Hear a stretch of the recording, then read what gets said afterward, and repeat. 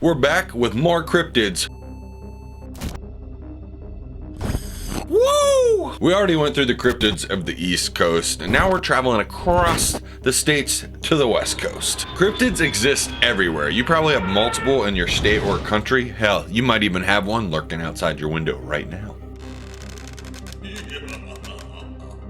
If you haven't watched East Coast Cryptids, make sure you check that out. I'll leave the video link here or down in the description as well. Cryptids are monsters that a lot of us know, but actually haven't been proven to exist. Because they don't, or do they? Number 5, the Wampus Cat.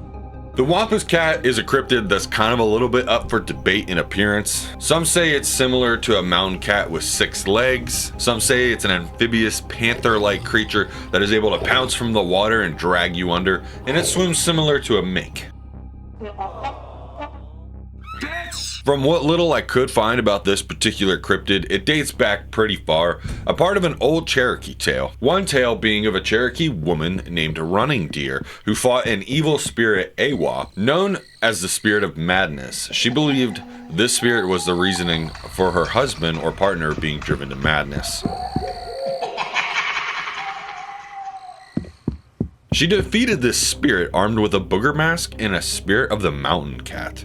After her victory, she became the tribe's spirit talker and was believed to have become the Wampus Cat in order to further continue to watch and protect over the lands. The second story was about a woman who spied on a sacred ceremony, and the medicine man had discovered her. She was hiding under a mountain pelt when she was observing this ceremony, and as a punishment, the mountain man had made her fuse with the mountain lion hide, and she is what became the Wampus Cat. Apparently the Wampus Cat is referred to in a Pottermore story, History of Magic in North America. It's listed as an ingredient for wands, which is fun. I do wish the Wampus Cat had a little bit more lore around it though.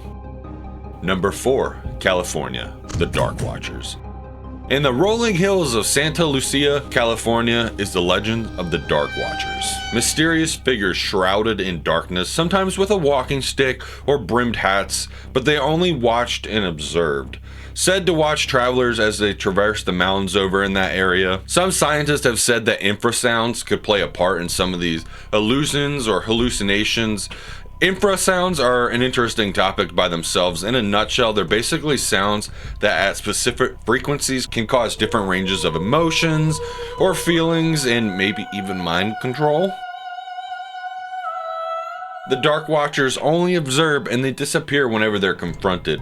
So altogether, harmless. Number 3, Nevada, Pyramid Lake Water Babies. The Lake Babies, or better put, the legends around Pyramid Lake, is one having kind of a darker approach. Most of these stories are said to have been passed down from Western Native American tribes, but all of these stories are only myths. The first story said by the Shoshone tribe was that during great times of famine, the woman would drown their babies down at the lake because there wasn't enough food to feed everyone, and this would help provide more food for the rest of the tribe. Spirits of the deceased infants were said to haunt the shores of Lake Pyramid, laughing and luring anyone foolish enough to get near and then forcing them under the water, drowning them.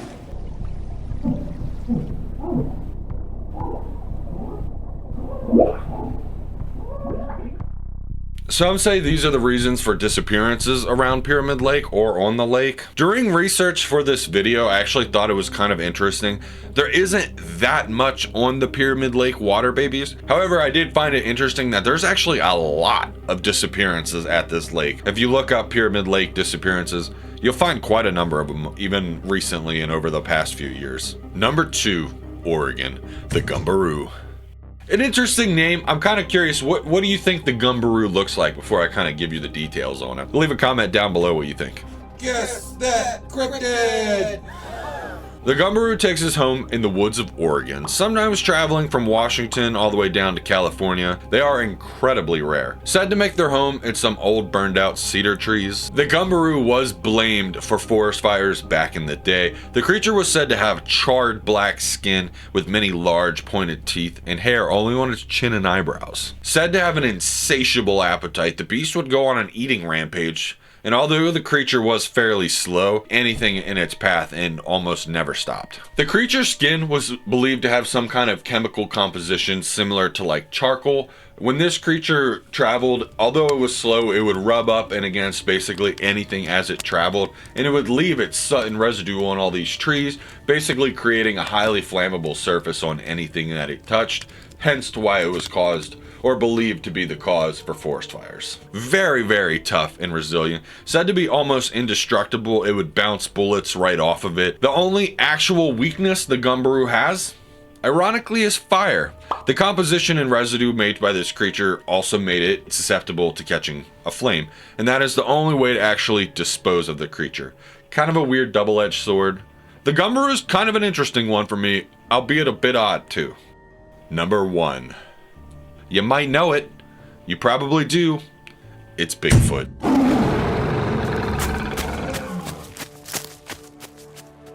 Most of what I'm going to say is probably already known to a degree. Also known as Sasquatch is a towering, large humanoid creature just covered in hair. Said to be caught on camera more times than I could probably count. Even good old Fox covered it years ago. The usual sight in the mountains of Colorado has a lot of people talking. It has some people asking, is that Bigfoot? A couple behind the camera said they saw something moving on the hillside. You can see large, lumbering, whatever it is. There was even a show on the History Channel who had an in-depth episode on it. The show was called The Proof Is Out There, and they had a whole thing discussing Sasquatch and whether or not he exists.